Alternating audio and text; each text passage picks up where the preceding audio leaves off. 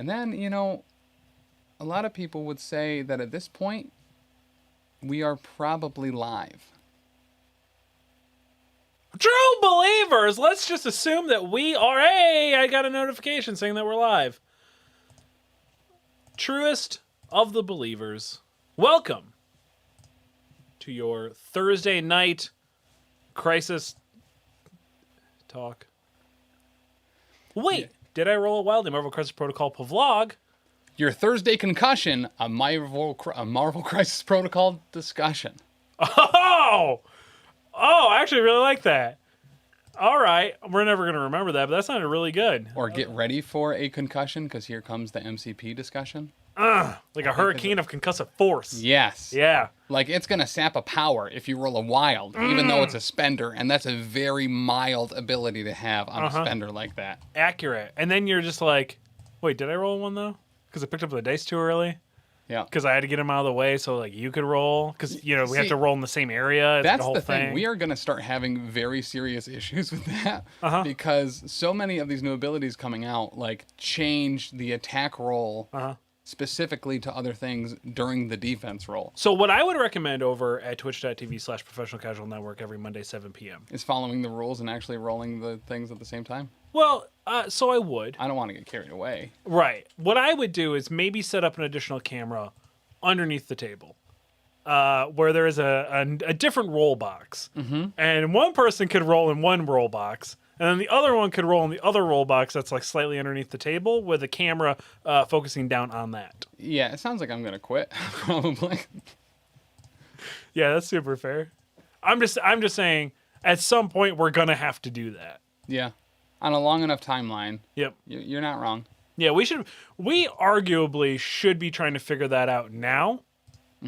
We should really just sit down and try to figure that out prior to the events. No, probably 2 minutes after we go live. Oh, really? Oh, okay. Really the time to Are we? Is this a Lean Showdown? I'm super confused. True believers, welcome. Now that everybody's here. Wait. Did I roll a wild? A Marvel Crisis Protocol vlog. I, of course, am the guy who sits in this chair. I'm Chuck, and I'm joined once again by my comrade, my cohort, my co-conspirator, the CEO, editor-in-chief, supreme ruler, and reptilian overlord of the Professional Casual Network. Hey, Tim! Oh. Yeah. That was my Christian name. It was, actually. Tim, we have a lot to talk about tonight. Yes, we do. So, first off, it's just us two. The gruesome twosome. The Coles needed a vacation from their vacation. So, neither of them are here tonight. So, it's just you and I. Right. Last week, I was busy working. Real quick, how does it feel to not be invited to a vacation? We're actually going up there tomorrow to that vacation. So, I wish I could tell you, but I have yet to have that experience. Oh. I get to work 3 12-hour days in a row this weekend. They're kind of the same, you know what I mean? Never-ending fun, beach and sun, hanging with your friends, or 36 hours of work in a 72-hour period. Yeah, I'm gonna probably run over an old lady by the end of the 36 hours for sure. Yeah, that tracks. Yeah, guys, gals, gender resistors. Let's talk about games played and hobby thoughts, Tim. That happened over at twitch.tv/professional casual network, 7 p.m. every Monday till further notice. It was my last game ever, apparently. We found out. Yeah. Till further notice, I am no longer available. It's so odd that you would somehow not be able to come anymore when you both have committed to and have not fulfilled a work bet yet. Yeah. It's that's fair. That's super fair. It makes sense. Listen, I will say it right now. If you can get it out and get it up, let's do it. Let's cash this baby in. The OnlyFans is going down in like a month and a half. Like you're running out of time. The time is now. You're running out of time. You and I had a banger of a game. An insanely close game. That literally... I couldn't even convince you to win. you couldn't convince me to win. B, I misplayed that last turn just because I thought Lizard was already injured. Yeah. And so I was looking at it and thinking to myself, why is he talking that he's still going to score points? Because I'm going to score, because we were playing hammers and shelters. Yep. Classic, of course. And it came down to the last round, and I essentially slingshotted Domino back onto my back objective, and I slingshotted Lockjaw up. Yep. To the middle objective, and then I realized, I think I was looking at Carnage's card. Yes. Yep, because he was injured. Right, and he was injured. And I went, oh, you're right. Neither of us score points for this one, because I think I would have beaten you. Yeah. I think I would have beaten you? Yeah. But I essentially lost by 1 point. Yep. But absolute bloodbath of a game. Well, actually, no, I guess not. Not as much as we... There wasn't a ton of... There were still models on the table, so it wasn't as bad as it normally is. Yeah. Well, let's go over who we played first, if you want to run down your team. Absolutely. I guess you can dictate the show. That's fine. We are talking about... what did I play? Oh, X-Men Blue. X-Men Blue. Yeah, so I brought the roster that if you guys had watched the episode 2 episodes ago, 2 weeks ago, a few weeks ago, we went over like how can you utilize X-Men Blue effectively to try to make a seemingly playable list.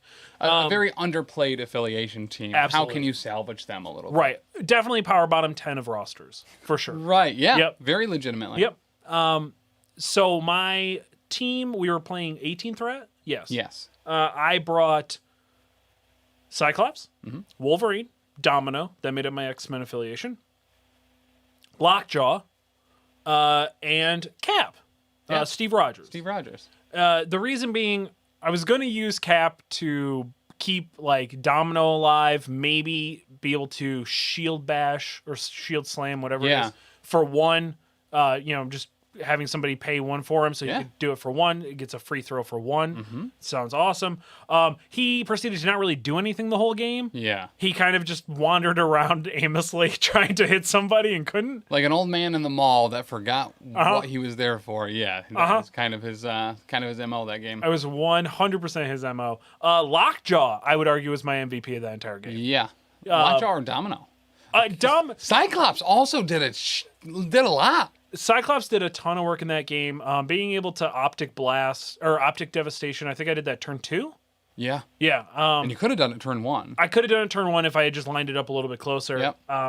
But watching you go, oh, I don't like this at all. When I slingshotted both Wolverine and Cyclops up before they were activated with Lockjaw, was exactly the reaction I was looking for. Yeah, no, it absolutely got that. So you had talked in that episode when we talked about trying to salvage that affiliation, that Lockjaw and maneuverability was going to be huge in that. And I was like, yeah, that makes sense if you're kind of bodyguarding, or not bodyguarding, but lapdogging Lockjaw behind Wolverine a little bit, moving him up a little bit faster. Sure. But in round 1 as your first activation, to have him get the good boy, get the 3 power, and then teleport both Wolverine and Cyclops up, made them both immediate threats, especially on that layout of hammers and gamma shelters, to where you got dicked over a little bit by terrain. A little bit. Because had you not, or were I a short movement or just not able, or even a smaller base, I probably wouldn't have been able to do it. Just get out of line of sight. I was getting murked round 1 by a Berserker Barrage because you had... no matter the cost. No matter the cost. And then you'd be getting a follow-up attack, too. Right. With no movement, double attacking, round 1 with Wolverine is terrifying. Yep. And then to have Cyclops so far up the field as well, within threat range of multiple people. I mean, you push Kraven off, so he ended up taking more damage. He took damage from that. He got pushed off, and then he took more damage from the gamma shelters because you pushed him off of the safety net at that point. I was not prepared for how well that team was going to work. Yep. I think it worked really well on hammers and shelters to begin with. I think that was the place where it needed to be. I will agree that Domino was the MVP of that game. Yeah. She is shockingly durable.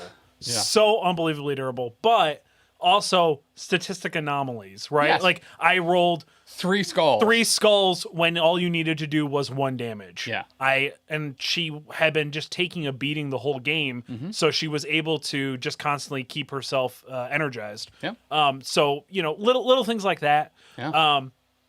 Yeah, it was a really solid game. I actually had a lot of fun with that game.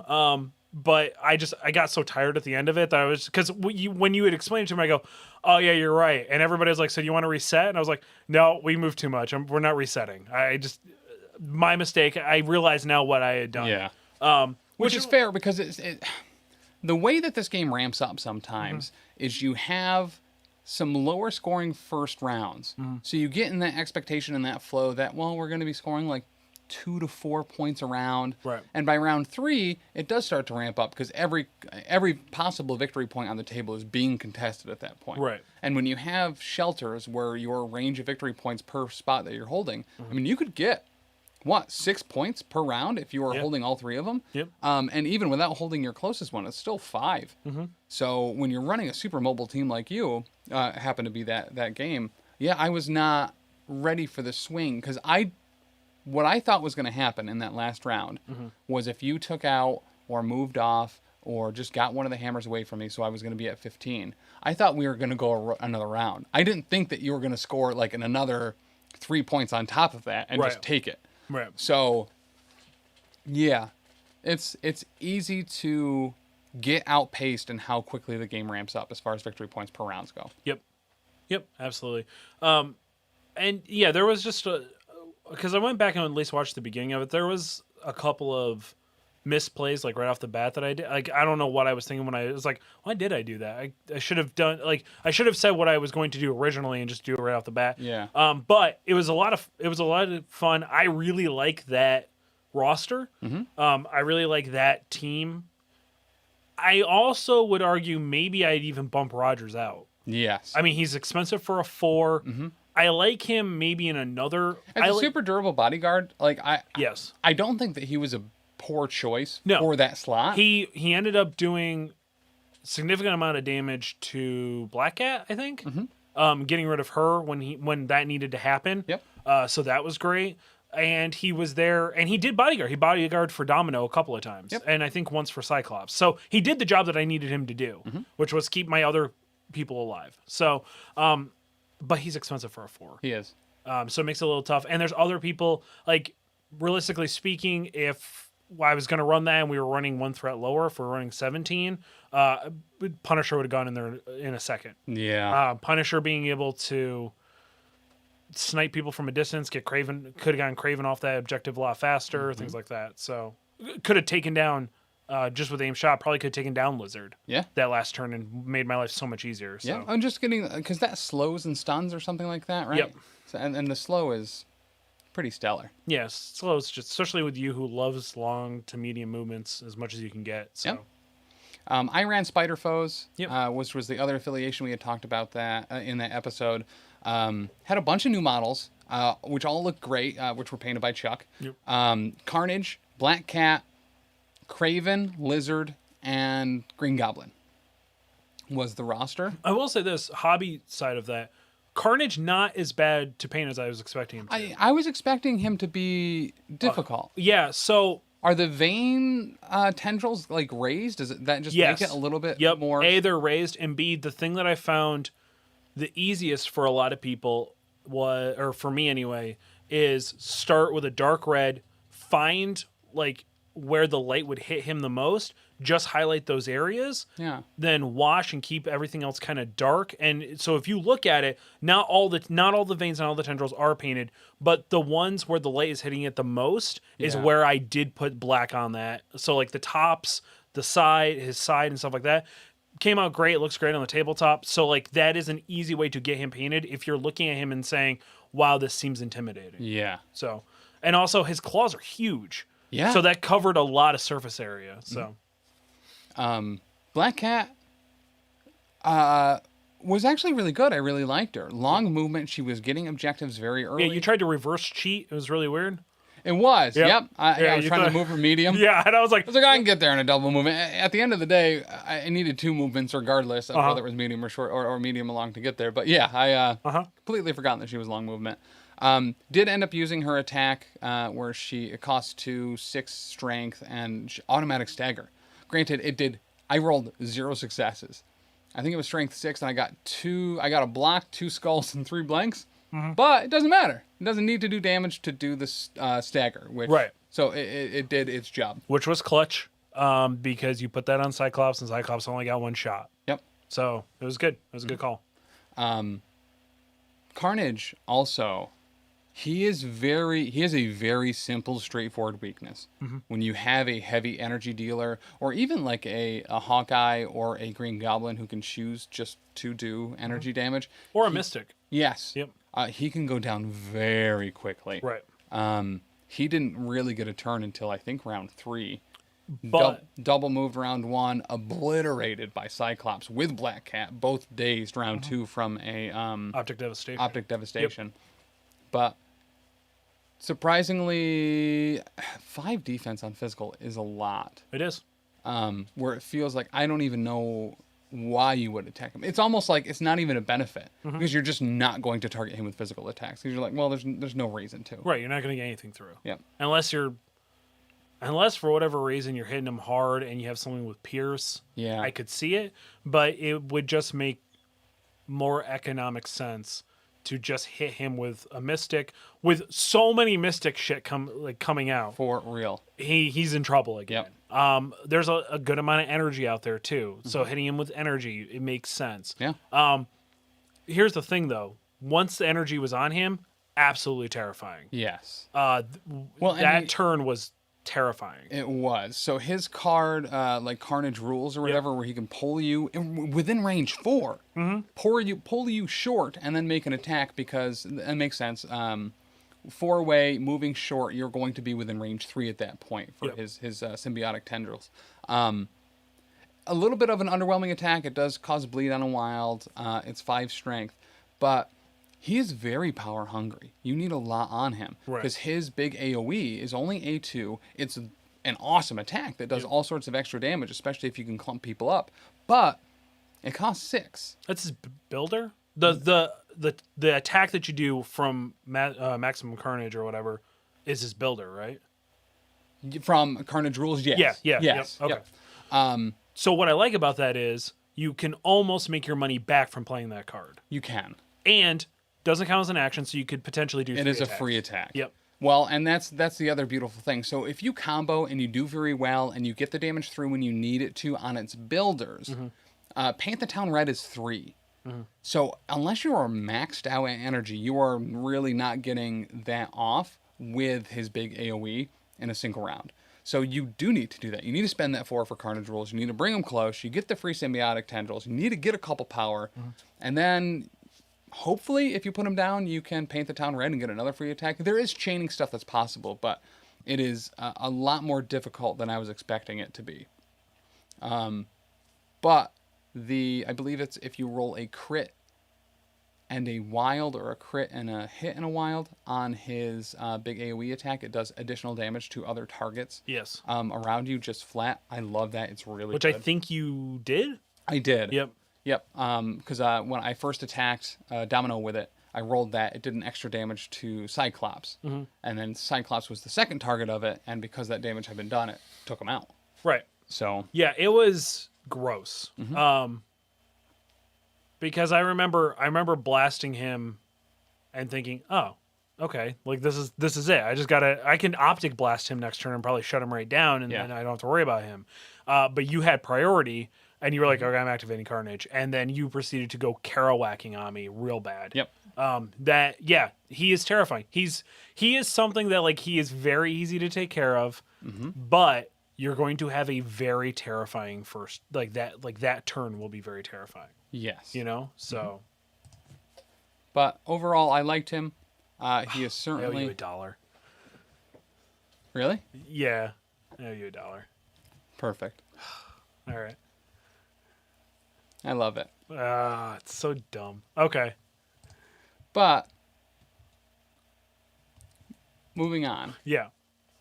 What do we have for this week? We got some news. We got some news. Cards. We got a character card. Well, too. let's talk about hobby stuff, shall we?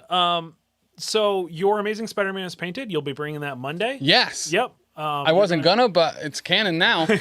And Mitch in the YouTube chat said to show the model. So why don't we go ahead and do this? I love this particular skin that this got based off of. This is the... You gotta move your hand the other... There you go. Spider-Man from the Miles Morales game. Yep. One of the suits in there. It's a heavy... like a space suit, I think, or something. Yeah. Yeah. I love the use of white in there. It makes him look a little like Ghost Spider without the hood. And the black and the red, I feel, looks really rad. So I'm super stoked to try this dude out on Monday. Yep. Yeah. Yeah, there you go. Yeah, I think he'll look really good. And the reason why I want to say hobby stuff, no, you won because it didn't get brought up. Oh, yeah, gotcha. yeah. It's been 5. Fair. Let's talk about hobby stuff because something got announced today. Yeah. That is actually very almost hobby specific. Yes. And it is getting a little controversial. Not controversial. It's getting a little bit of heat for no reason, in my opinion. I am excited about it being a common thing coming forward. I hope there are 4 more of this thing that we're about to talk about to complete that set. Absolutely. So today, I believe they called it Rival Panel or Rival Panels. Yes. And it is a new sculpt for the 4-threat core box Peter Parker Spider-Man and Doc Ock. Yeah. Otto Octavius. It is gorgeous looking. It really is. It looks absolutely fantastic. And we get these new sculpts, and it's like a diorama kind of put together. So like Doc Ock is like shooting from like his laser arm, and Peter's jumping out of the way, and he's got some like awesome like webbing with an explosion underneath him for a tactical tailor, which is my new favorite thing that we're gonna refer to deploy a tactical tailor. Yes, and then I assume that's supposed to be a parking garage? That's how I see that. Yes. Okay, just like really high up in the air parking garage because it's level 63. Which I wonder if that's a reference to something. I wonder if that is a reference to something too. I don't know if it is. Maybe first appearance of Doc Ock. I bet it's gonna be Spider-Man issue 63. Close. Okay. He first appeared in the Amazing Spider-Man issue 3 of July 1963. Ah. So that might not be directly it, but it's close enough for me. Right. I am willing to give Dallas Kemp all of the credit. Yep. For that one. Smart man. Smart man. Knows how to prime. Knows how to fucking prime, baby. Oh, does Dallas Kemp know how to prime? I absolutely love it. I think it's really cool. I know that there's been a lot of, oh, look what they're pulling. This is a money grab. What a GW thing for them to. This is a very GW thing for them to do. Yes. Here's why it's not. Yeah, and to me. Sure, go ahead. Is what I will say after you tell me why it's not to you. Okay, so it's not to me because it can be a gorgeous piece of terrain. It is an opportunity for people who maybe don't have the core set. Yes. Because my assumption would be that there is going to be new character cards in there with new art, as a motivation for people to try it. They lift also new sculpted bases confirmed, obviously, but it's a new opportunity for them to release new posing, new models. Without them constantly changing things. Right. Yep. I love it because I was never really sold on the core box Peter Parker, where he's like jumping off the, that piece of whatever it was, rebarb or whatever. Yeah. I was never really sold on it. I love this, and I made mine into Spirit Spider, like the Ghost Rider. Yes. And I honestly was not terribly impressed with how it came out, but that was because I had a because I am not Dallas Kemp, a very not great priming problem. So I was a little bummed out about that. So getting this opportunity in this pose, which I think is so much better, and also this is a really cool piece of terrain. My assumption would be that you need to play it as level 5 or a size 5. No. Not non-interactive. Yeah, non-interactive, just because of how it looks. Yeah. But it would be really cool to have 2 people up there. You know what I mean? I think the Doc Ock pose is amazing. It's super good, way better. It's what we should have gotten in the core box. Yes. But I understand that it was very early in the day, all stuff like that. Dark House says no new cards, just foil versions, which would be awesome because they did that with Red Skull and Captain America. They released like special edition cover cards. Yes. So I would love to see replacements for those. I think this is good. This is the biggest thing that everybody has to remember. You don't have to buy it. Right. You know what I mean? Like here's why I'm okay with it. Yeah. To Dark House point, if there was something new in here, I would be furious. Right. Because I do not want to feel forced to buy 2 models I already have and a terrain piece, which for the most part I don't necessarily care about. It looks super cool, but this is an easy pass for me because I don't necessarily care about the foil components. There's not a new tactics card in there. This is not a Dr. Octopus with a new affiliation ability. If it was, once again, I would be furious because I would feel like I have to buy this. But right now I don't. Right. So I'm okay with this. I do wish that this was going to be a cheaper option for people wanting to pick up models from the core set. Because at this point we're well over 70, probably over 80 models. Right. So I do want to see ways for people to be able to get into the game cheaply, or at least at the same price that they are paying for other new models. Right. So take the terrain out of this, for me personally, put it in a box for $25 or $35, and call it a day. And I think you would make people pretty happy. The terrain inclusion, which once again looks awesome, and the new sculpts look awesome. That Dr. Octopus pose of him kind of coming down from the top with his, like guns drawn, his one octopus arm is firing. I do really like it. But for me, it's a pass. Right. And that's okay. And thankfully so. I am happy that I feel like I can pass this because I am a person that will buy very minor things for very stupid reasons. And thankfully this doesn't have any of those triggers for me. Right. And you are very much one of those people where if there is something in it that you don't have, but everything else is in there, you'll just buy it for that one thing. Correct. You are this gun looks cool, so I'm going to buy this skin, and even though I have no reason to. Yes.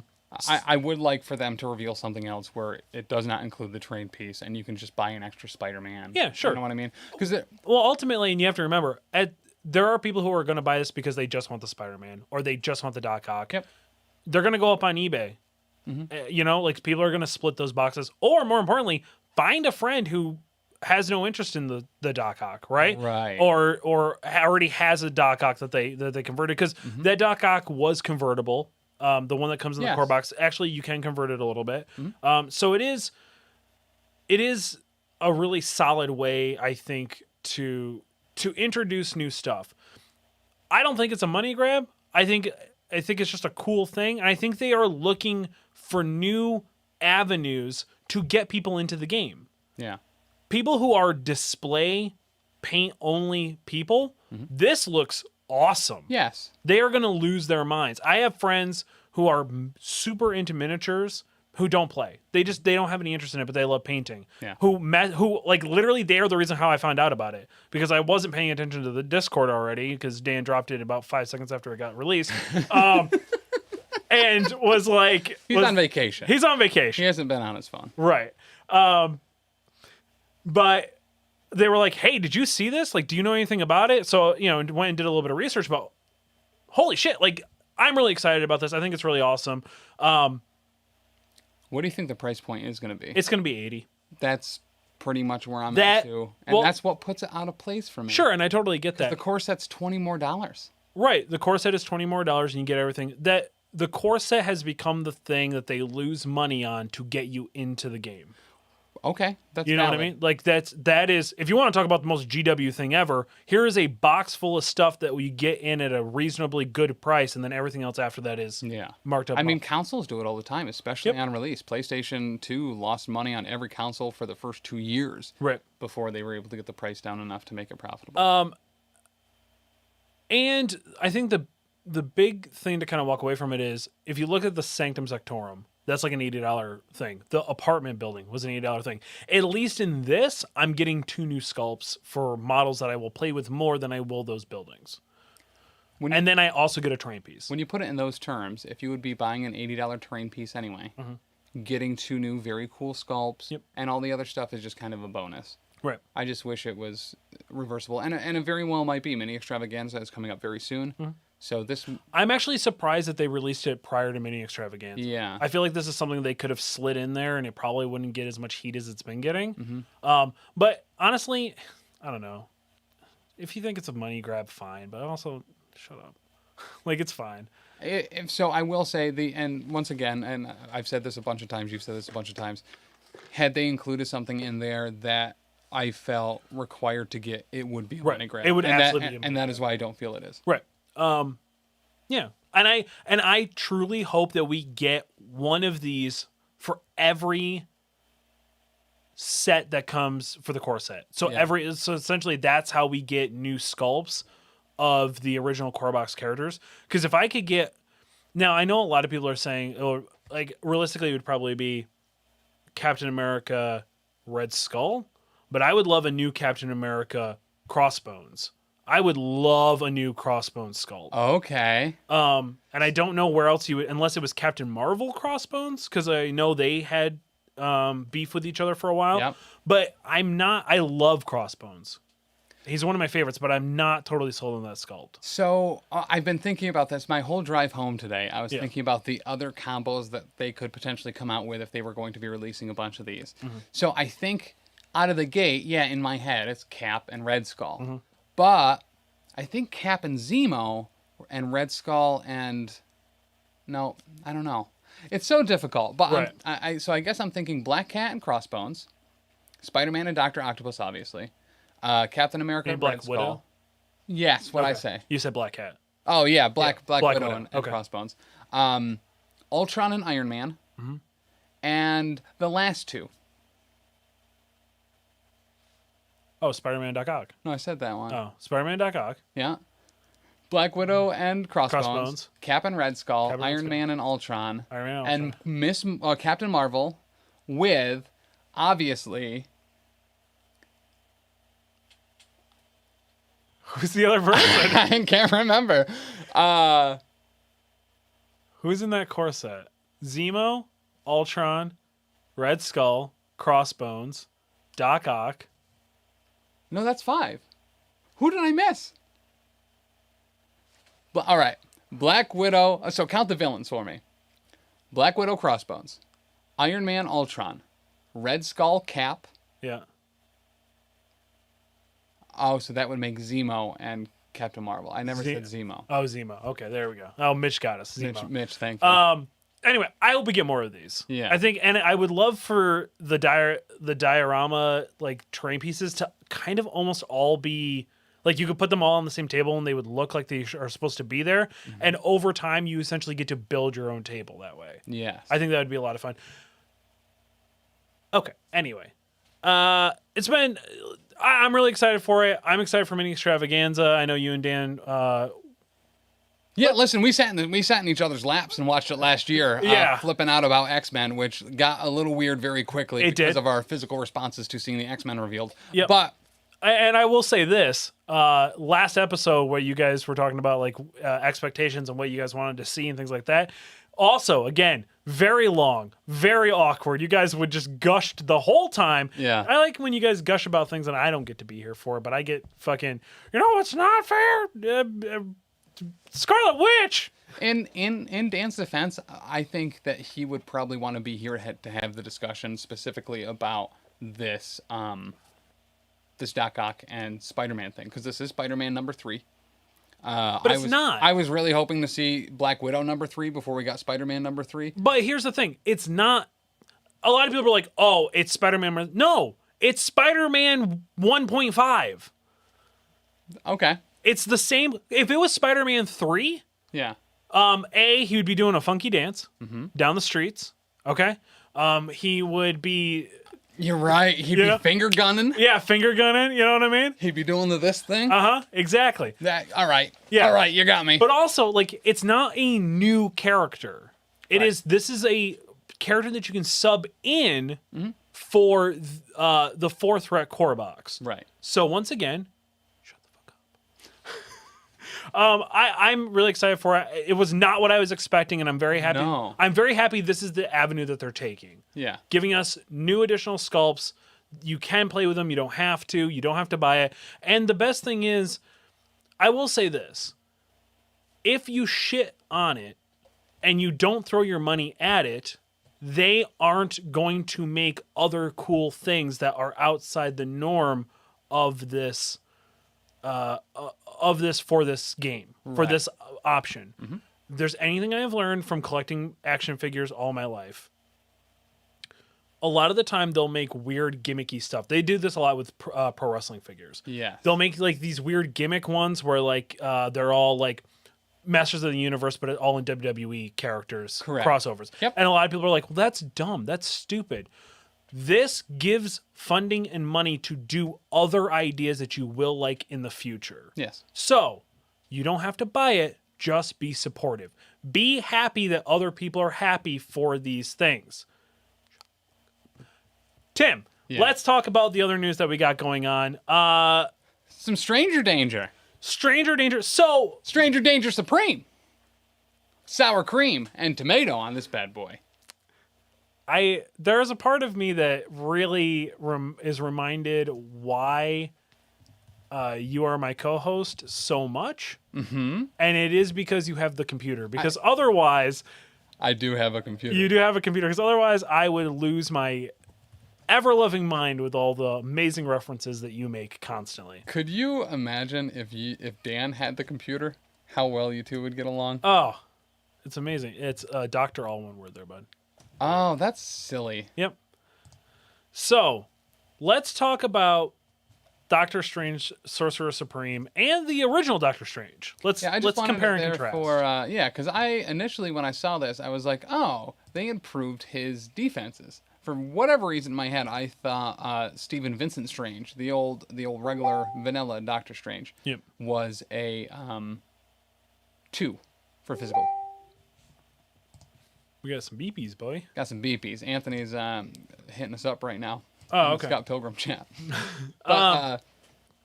But yeah, so his defenses actually aren't better. But from the top, let it drop. Here's a Supreme Doctor Strange. 6 health, medium movement, size 2, threat 5. I don't think any of us were betting on that. 5 threat. We were split between 4 and 6. Yes, I believe the only reference that we ever made to a 5 threat was, I hope it's not a 5 threat. Right. Yep. Yep. I think we were all in that mode. And I am a little confused by it, but he is going to play, as we'll get into, he is going to have a different role on the field. I don't hate it that he's a 5. I think he's an appropriate 5. He does not seem like a 6. No, he does not seem like a 6 when I look at it. He does not have Scarlet Witch level nonsense. Correct. Who's a solid 5. Who's a solid 5, leaning very hard into 6 to the point where it should probably be a 6 because you roll skulls.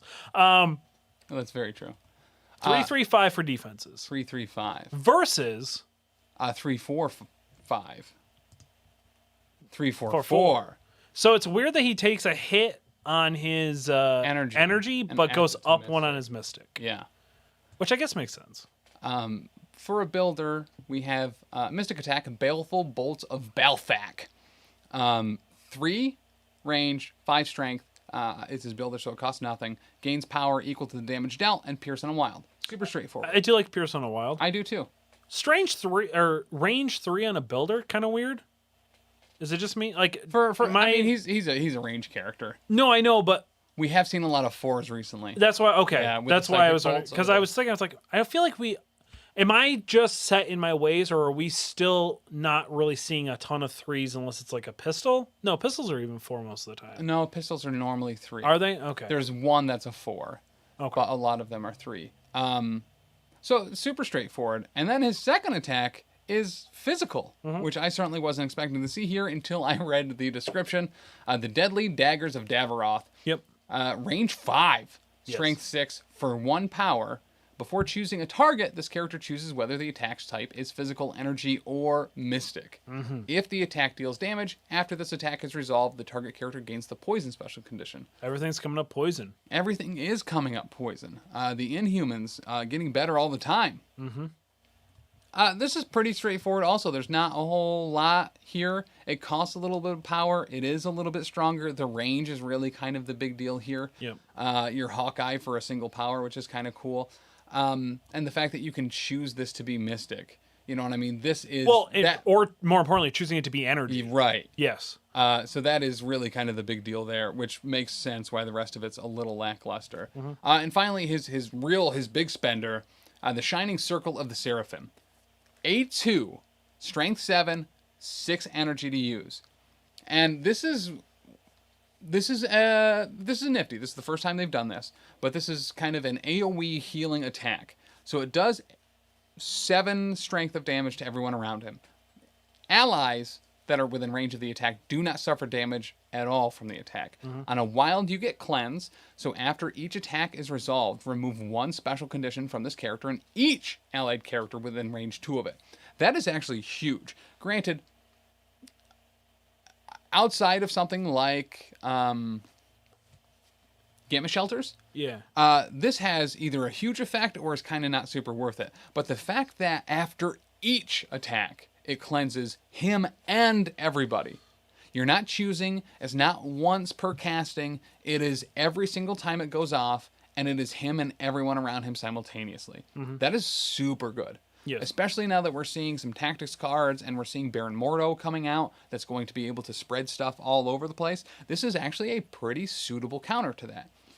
On a wild and a block, on the other hand, you get Salve, where after each attack is resolved, remove 1 damage from this character and each allied character within 2 of it.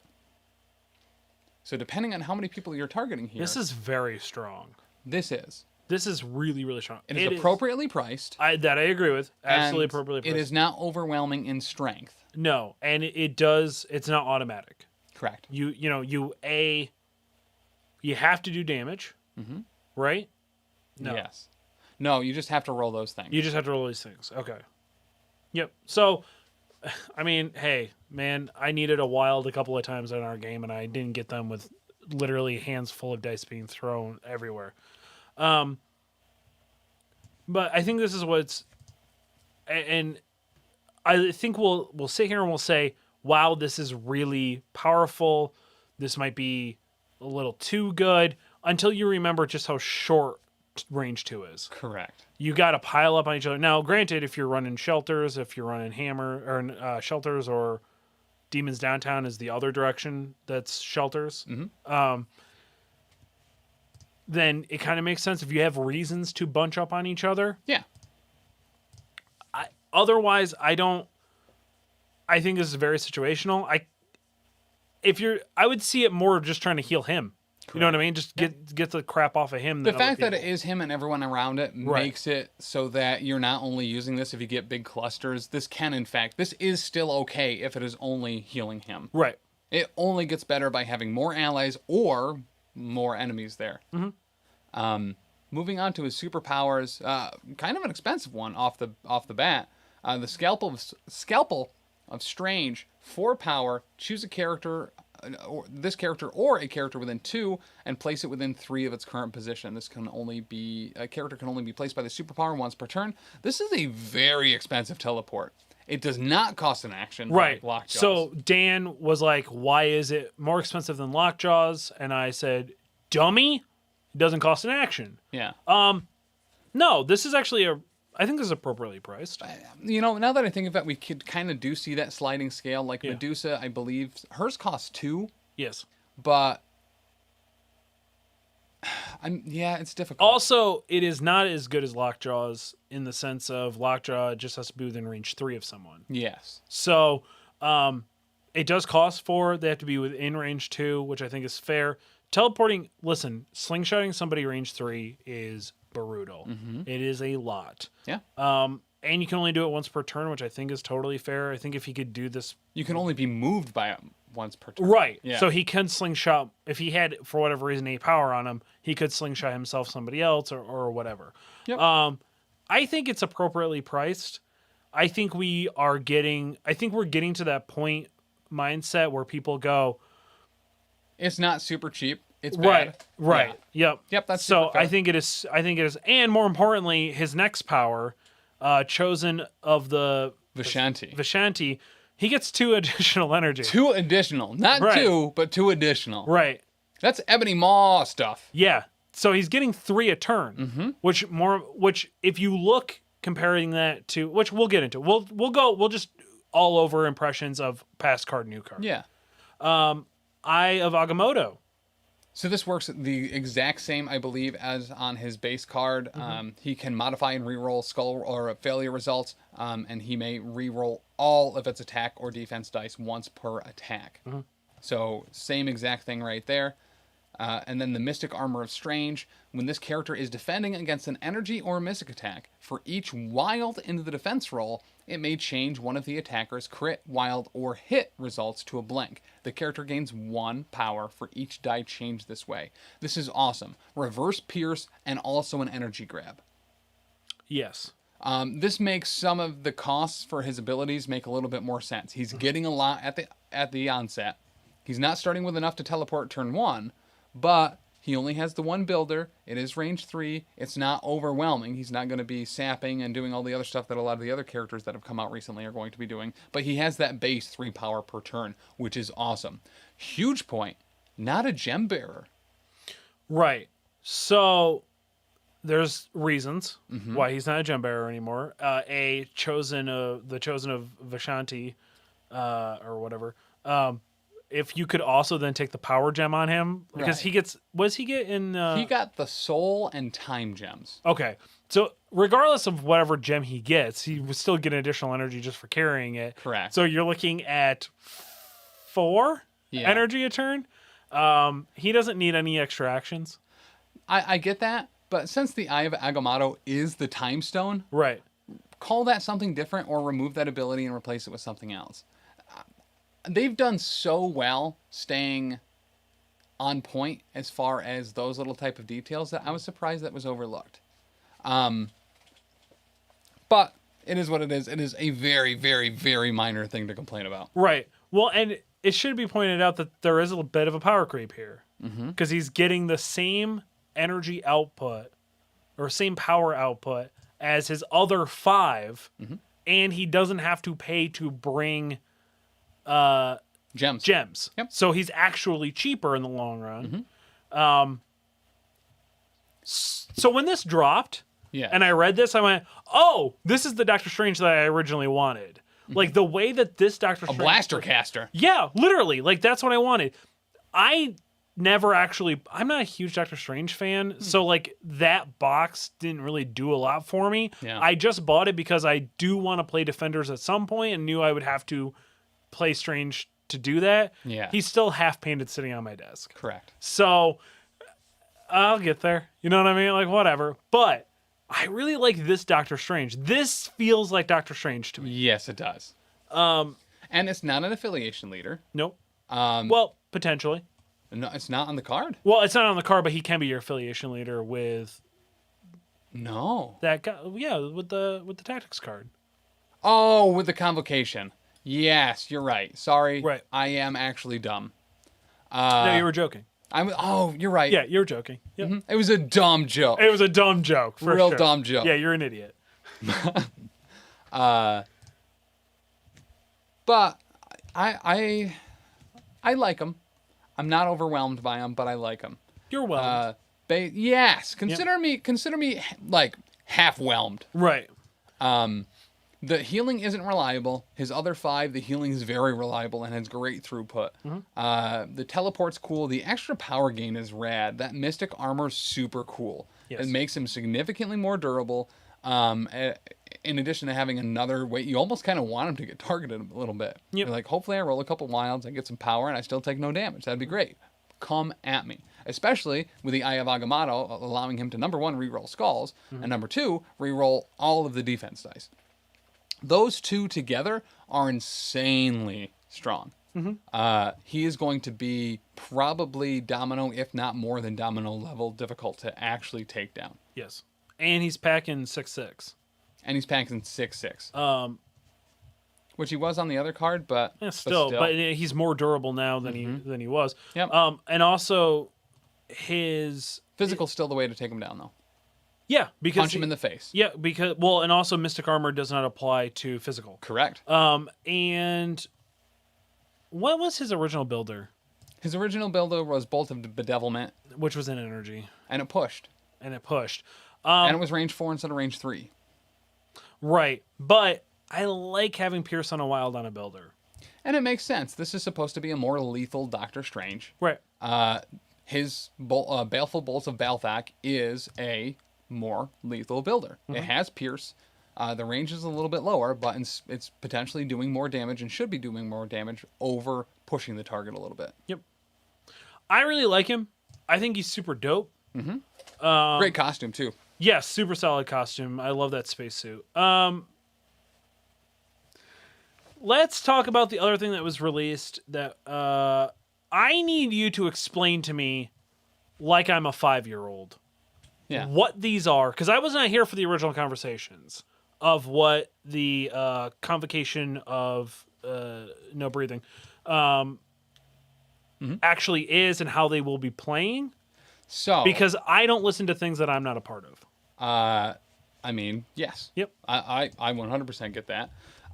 So how the Convocation works is, I believe you designate a leader at the start of the game. And let me go find it. Oh, is this not Elite 8 Showdown? No. Where we're just going to apparently not get anything correct ever? Well, we don't joke on that show. That's the issue. Yeah, true. But, so the way that affiliation works is you take the card as like part of your roster or as one of your team tactics cards, I believe. And then the following happens. And what the following is describing how the Convocation affiliation works. Okay. Which is when an allied, you include it in your roster. When you would normally pick an active leadership ability, choose a Convocation character to play this card and play it with one of its sides face up in your play area. The leader that played this card has the leadership ability shown on the face up side, and this character may spend 1 power during the power phase specifically to flip this card to the other side. Okay. So it is included in your roster.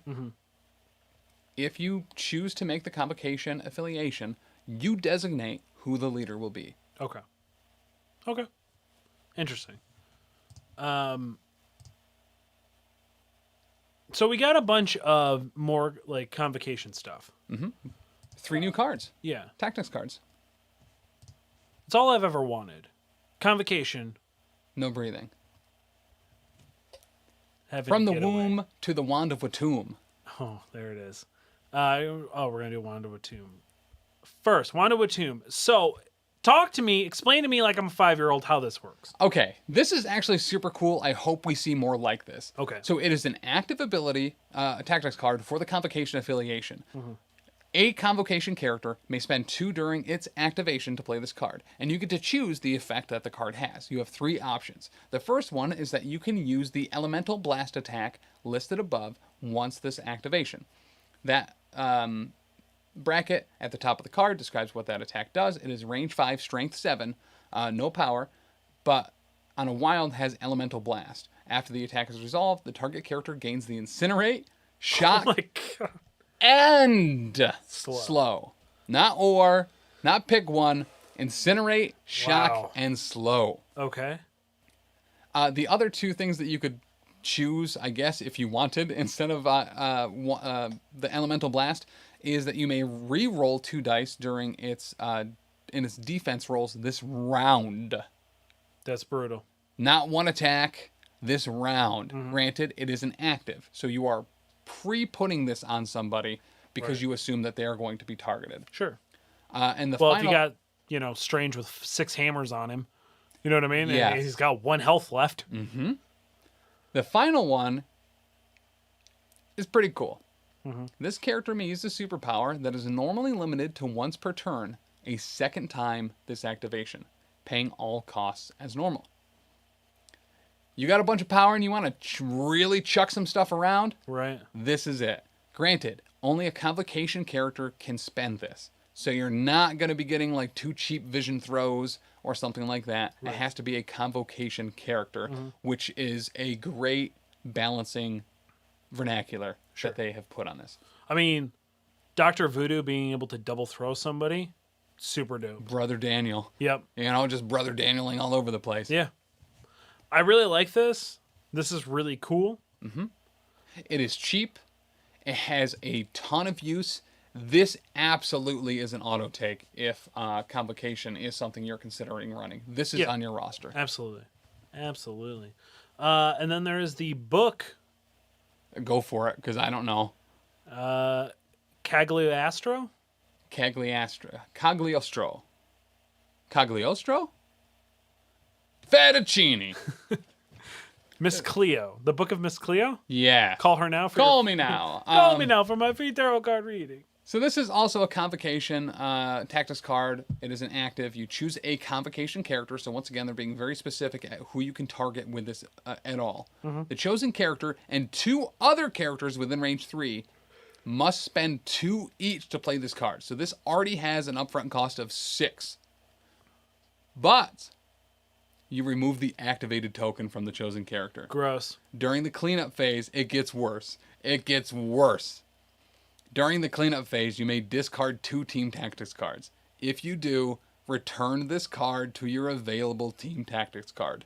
This card may be played again this game. So you could play this 3 times. Per game. You are essentially giving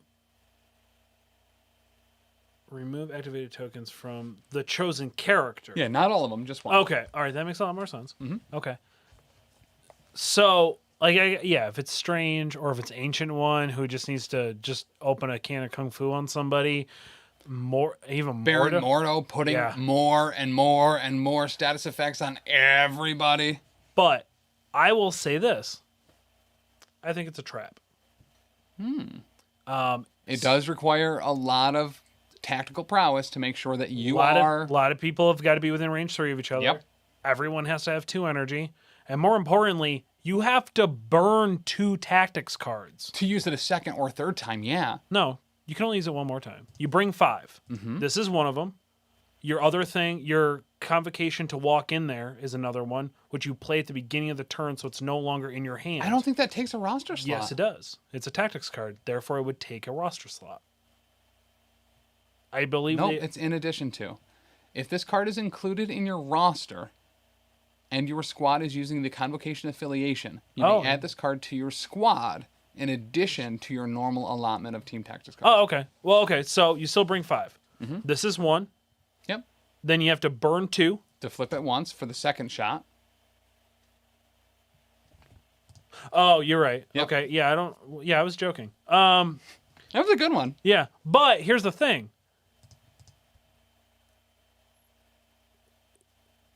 This is exactly... I look at this and I say, you're dumb because nobody plays Guardians because nobody wants to burn tactics cards. That's fair.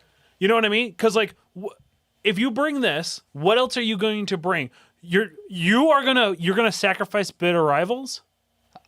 For an extra activation on a powerhouse? Yeah, probably. Okay, so let's say you bring your typical 5, right? You bring this.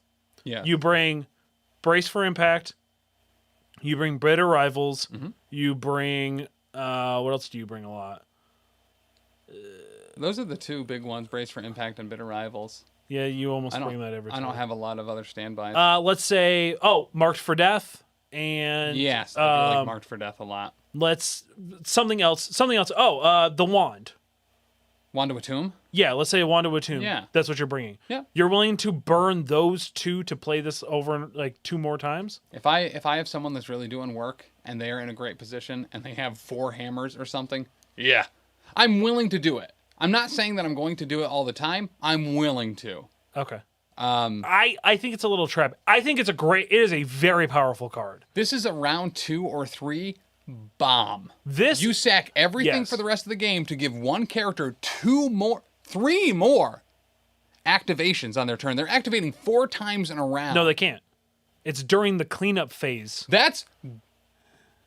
During the cleanup phase, you may discard 2 team tactics cards. If you do so, return this card to your available tactics. You may play this card again this game. But I so you can't do it over and over and over right, again. I was joking. Right. You can't do it all in the same round. But yeah. Right. So, but still, you could do it for 3 rounds. An extra activation each round, especially if you are playing in a setup where either your guys are dying or being flipped, you're on the downside on activations and you're not going to lose priority anyway. Awesome. Levels the playing field really well. Yep. If you are never going to have priority, full send. Yeah, I'm going to activate 7 characters a turn because I brought 6 and I'm going to convocation 1 into a 7th action. Right. Ugh. Yeah, all right. That's fair. I think it's great. I think it is very situational, and I think it's the new Wakanda Forever. Absolutely. Yeah. And it'll be very interesting to see how, when all of this comes out, how this plays. I think that this team will be top tier for probably 3 months, 6 months. But who knows? Yeah. Yeah, it's very powerful. It's a very powerful card. It is expensive. It's going to take a lot to set up. I see it getting restricted in 6 months. I wouldn't be shocked if this one got restricted. Because everybody is going to very quickly figure out the thing behind it. Mm-hmm. So.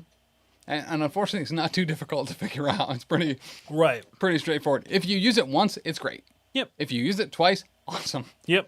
If you use it 3 times, listen, man. You put a lot of effort into that. Yeah. Honestly, it's the perfect card for Danny because she will never want to use her tactics cards ever.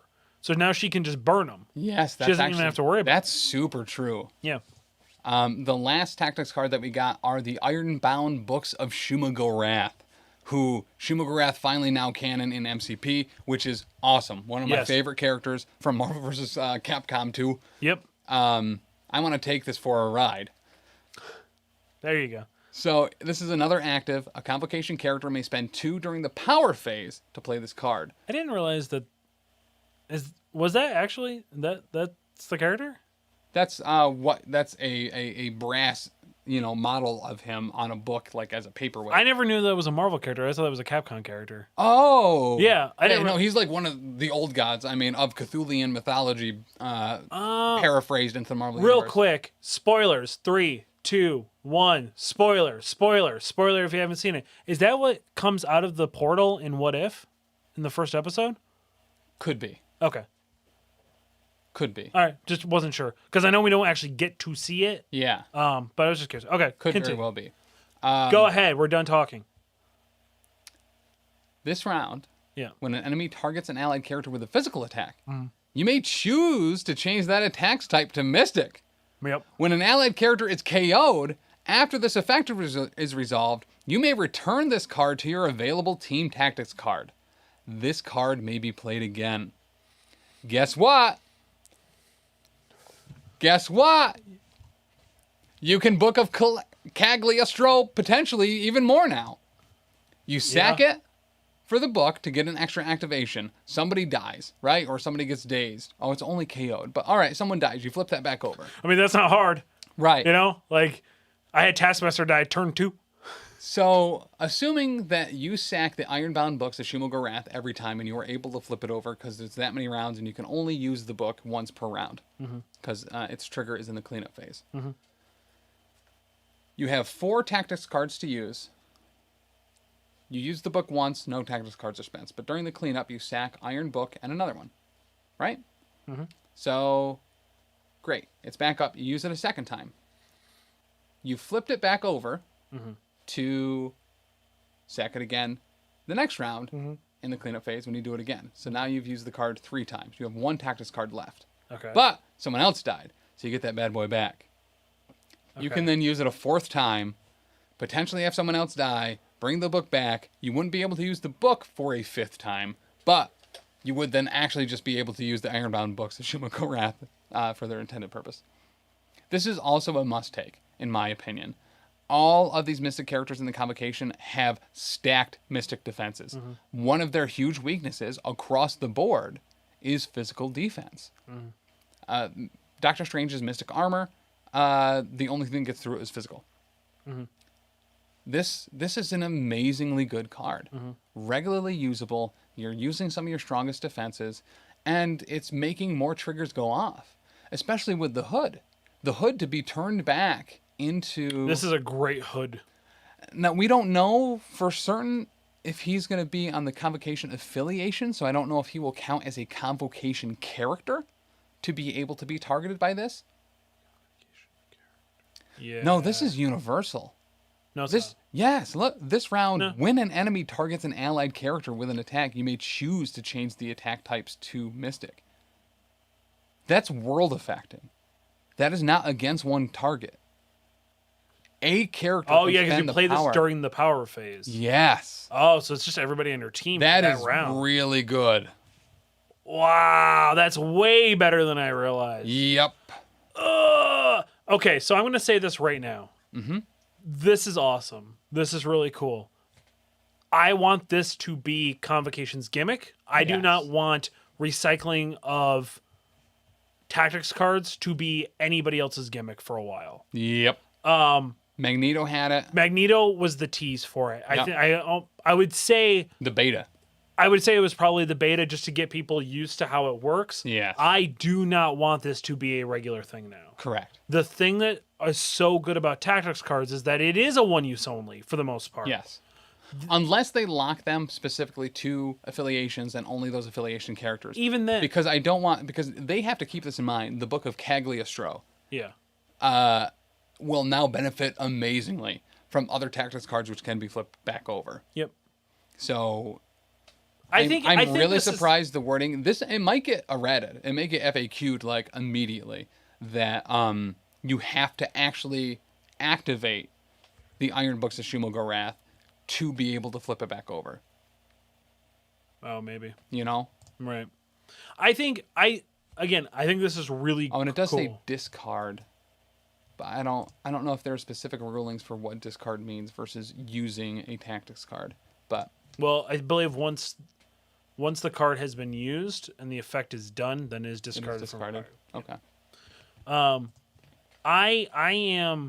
I'm really excited about these Mystics. I wasn't Yes. originally super hyped about them, but just seeing how they all play out, am eventually. This will be my Christmas thing. Yep. When everybody else has finally figured it out, then I'll get into it. It's usually kind of how my kind of stance into it. Yeah. I think they're really, really, I really like this. It's gross, and I'm super interested to see where these are gonna land. A little tough. Yep. I think there's a definite power creep happening among the Mystics that are coming out. Yes. And I want to say it's all Dormammu. Fair. And nobody else. Right. But Dormammu milkers. I hate it. I hate it so hard. I hate literally every aspect of that. It's a character that I love that you're going to shit on with using terms that make my skin crawl. I don't. Why won't you let me just like Squirrel Girl? You know, like you delete Mitch's comment last week about fucking just giving me Squirrel Girl. I just want Squirrel. Just let me like Squirrel Girl. Actually, AMG, I know you're listening. You can send me Dallas, don't listen to him right now. If he tells you to make Squirrel Girl, just don't. So make Squirrel Girl, and here's why: make 2 different versions of her, one on the moped, one not on the moped. And could you not make them look like my ex? That would be great. But Fair. I legitimately think, and I get into I went back and reread Great Lakes Avengers. Yeah. If we could get a Great Lakes Avengers team, all of them just be 2 threats. Everything about that would be so like Doorman. I would be stoked for Doorman or Big Bertha. Yeah. Even Mr. Invincible. But here's what, or Mr. Immortal, sorry. Here's what I want them. I don't want actual characters. Yeah. I want them to take roster slots, but be Team Tactics cards. Doorman is 1 threat, and you get to teleport once around, except it like hurts you too. So I really, Or you can teleport a character within 3, right. but your opponent resolves the teleport. So I could see a situation where they actually do make these characters, and the way I saw it was Doorman 2 threat. He has 1 power, which is the teleport ability, and he gets a punch, right? Yeah. It's like a 4. But what you would get is, so he can teleport anybody within range 2, but you cannot move them, so it's almost like drop off. He's got to physically take a move action, and then you can teleport somebody within range 1 of him. You remove them from the field. Yes. And at the end of his activation, they come out within 2 Yep. of them. Yes. Yep. No, that's gold. Yep. I want like Big Bertha, like 5/5/1 on defenses. Yes. 2 threat, but she's got 3 hit points aside. You know, like still something lame, but she's got a strike that's better for whatever reason than like She-Hulk. Than a Hulk punch. Yeah. Yep. And immune to being damaged from collisions. Yep. Unless she's untransformed, because I think you do give her a transform mechanic. Yep. So I'm so hyped about it. Mr. Immortal. Yeah. 2 health. If he is dazed. Yeah. Comes back into play anywhere on the board the round after next. Love it. Yeah. Super love it. Is it Brother Leather? I can't remember. Oh, who's the Mr. Flat-tastic or whatever? The Reed Richards, but he's flat. Yeah, but he's only 2-dimensional. Yeah. Oh, his name escaped me now. Yeah. I could see him just essentially being Toad without an incinerate ability. Like he can just interact with things within range 2. Yeah. But he has to do a transform. Like he has a transform ability, so he can get bigger. So he just blocks line of sight. And he blocks line. You cannot move across him. Yep. And he blocks line of sight, so you can't shoot through him. Oh my God, AMG, send us the check, baby. We just wrote your entire team for you. Yeah. And then Squirrel I know Girl, you were freaking out about mini extravaganza, but we just took care of it we for just you. took care of it for you. Squirrel Girl will be a 5 threat for whatever reason, and she is better than She-Hulk. Yes. Yep, absolutely. That's the thing, is I know she will be. She's going to be so stupid. She's going to be an auto take in every list. Yep. She's going to have some other stupid thing where she summons squirrels or puts what's her main squirrel's name? Oh my God. Nut Blaster or something? No, it's like Blast Nutter? Wilhelm or stupid. or Cosmic or something like that. Yeah. I love the idea of a Great Lakes Avengers, and I'm just saying a mini extravaganza. They have to drop one. They have to drop the weird character, right? The Hydra Bob. The who was the one before Hydra Bob where we're all like, huh? Or maybe Hydra Bob was the first goof. Hydra Bob was the first goof character? I think so, outside of MODOK. Yeah, I would argue MODOK was kind of the first goof character, but made them ridiculously good. Yeah, I mean, Cassandra Nova. We were all like, who is that? Right. I mean, we say that for Cable all the time, but that was really like really? Right. What's the date? This is May. You can't do April Fool's jokes in May, AMG. I mean, people don't like her, so it works out pretty well. Yeah. Especially when you got Mitch in your chat. You know what I mean? That's true. Yep. Shutting down powers that make her pretty much the only thing that she's good for. Here's what I need everyone to do. We need to start a petition for AMG's Facebook. Sure. That allows me to delete one post that they make. Okay. So that when they do announce Squirrel Girl, and I find out 2 hours or whatever after they reveal it, I can just delete the post real quick. Fair. Super fair. You can just hide that post. No, I need to be able to delete it. And it From needs to the be, internet? And it needs to be said, it needs to say, Tim has removed this post. All right. That's dumb. Yeah. Just one. All he wants one. Really, I'm hyped about Squirrel Girl. Eh. The inevitable Squirrel Girl post. Anything else? No, I think that's it. I think that's it. Do you have any new wants? I mean, other than Great Lakes Avengers, Armadillo. Okay. Why not? Weasel. Yeah. For me. Weasel? I mean, he was the Hydra Bob to Deadpool before Hydra Bob. He was Deadpool's like munitions guy. He was the dude with glasses that he kind of always palled around with and would take hostage or lock in his basement. Okay. They had a great relationship. And then at one point, Weasel finally breaks away and is able to use his ingenious to help like the mob in Vegas as an enforcer. He like made his own Iron Man outfit and was like a bouncer, except he was called like Blackjack or something like that. And he would just burst out of walls and like destroy people. Of course. And Deadpool shows up and it's like so proud of him and then just dismantles his shit and like drags him along in some other stupid adventure. But fair. It was really good. I liked Weasel. He was this dude at a computer. Sure. Punisher had one of those in a van for a while. Yeah, Sticks. No, not Sticks. That was Blade's crippled. Yeah. Guy. Sticks? I think so. What's his name? Yeah. Yeah, he was Sticks. The blind guy. The other blind guy, ninja. No, he wasn't blind. He was in like a wheelchair. Sticks? I thought so. Maybe I'm thinking of the Daredevil Netflix show. Wasn't he? Or maybe you just called. That was Froggy. Froggy was Murdoch's attorney. No, not that. There was like an old guy that was blind that like carried around a walking stick and was like a ninja with it. Maybe I don't know. I don't don't remember. Stick, but whatever. I'm Moving pretty on. sure. Regardless. Yes. Regardless. I mean, other than who I would like to see for like Brotherhood, or like some more like X-Men villains. Yeah. Because I feel like I know we have Juggernaut coming out, and we have like Cassandra Nova, which nobody cares about, and stuff like that. Mm-hmm. Silver Samurai. The silverest of samurais. Yes, and is she a four-armed lady that has like one? Spiral? Is that her name? She had like the Shogun style helmet, blue with a bunch of arms. And like one of her arms were metal. Yes. Yeah. Yeah, that's Spiral. Yeah, She's from Mojo World, who I would absolutely adore a Mojo World release. You get some Long Shot, you get some Spiral, you get Mojo. Mojo's the fat-looking dude with the spider cyber legs. Yeah. Dreads. I could see that. His name was Stick. Okay, thank you, Dark Cow. Yeah, I thought it was. Reese's Sticks, actually. Yes. Yeah. Oh. Yeah, a lot of people don't know that. Yeah. Delicious. Okay. All right. Delicious. Other than that, I don't know. Pretty much anybody but Iceman. Yeah, that's pretty much. Yeah. I mean, you heard me last week. I had a new top 6. Blizzard is on there.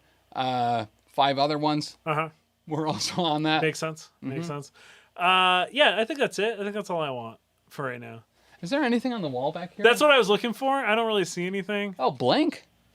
I don't know Blank. I don't know a lot about Nova. I mean, we all been screaming about Nova for a while. Do you think we'll ever get a Stan Lee miniature? I don't know. As like a posthumous model? No. Maybe him like in the astronaut suit or as a mailman or something on a card. I could absolutely see and would almost expect. Like in the background of like, a hired muscle card where a villain's stealing something and it's like Stan Lee is a mailman getting robbed or something. I could see at like the 5-year anniversary, them releasing literally just a Stan Lee. He's got like Cap shield and Mjolnir and something else. Yes. Maybe like the magic cape. The Cloak of Levitation. Yeah, and it's just like a commemorative miniature. It doesn't get any rules or anything. Something like that. I could see them finally doing. I want to see a small storyline. Okay. Where the collector gets a hold of a lot of those things. Yep. And happens to put them near Stan Lee, who he has also collected. Mm-hmm. And it turns into a situation where Stan Lee has access and the ability to use all of those amazing, amazing things from the Marvel Universe, but is contained in this cage, and collector just won't go near it because You know what I mean? Just Right. an unstoppable force, thankfully, in a immovable object. Okay. I could see that. Yeah. Do you think we'll get an alternative sculpt For Spider-Man, God, I hope so. of Weapon X Wolverine Yes. before we get Iceman? Ooh. That is a great question. I've already won $1. I know. Do you want to put another dollar on it? I will put the dollar that I'll double or nothing you. Okay. And I will say that we will get Iceman. I don't know which way I want to go on this. I think we will get Iceman before a Weapon X Wolverine. official model of Weapon X. Yeah. Okay. I don't think so. I think we'll get a Weapon X Wolverine with a new Hulk sculpt. Diorama. Granted, I don't think he was ever Weapon X and fought Hulk in the same time. That would But it would make still. sense. Yep. I mean, there's a very good possibility we could get like first appearance Wolverine, but I don't really want that. I'm willing to extend this in your favor a little bit. Sure. And not just Weapon X Wolverine, but also I will throw in Old Man Logan. Okay. Or Bone Claw Wolverine. Oh, like Savage Wolverine? Mm-hmm. I can see that. Okay. But yeah. It's going to really hurt Dan's feelings when we are absolutely correct about this. Unfortunately, yes. Yeah. Yeah. I'm willing to take that. Anything else before we go? No, that is all I can think of for now. Well, there you have it, true believers. Of course, check us out over at Twitch every Monday, twitch.tv/Professional Casual Network. You are playing somebody. I will be Monday. most likely playing Danny. Okay. But I could also be playing Dan. Right. But it'll be one of them. Sure. Most likely Danny, currently. Right. Could be good. Could be. Could be bad. Could be. Either way, It'll be a joke. it will be a joke. Till next time, true believers. Bye. Bye.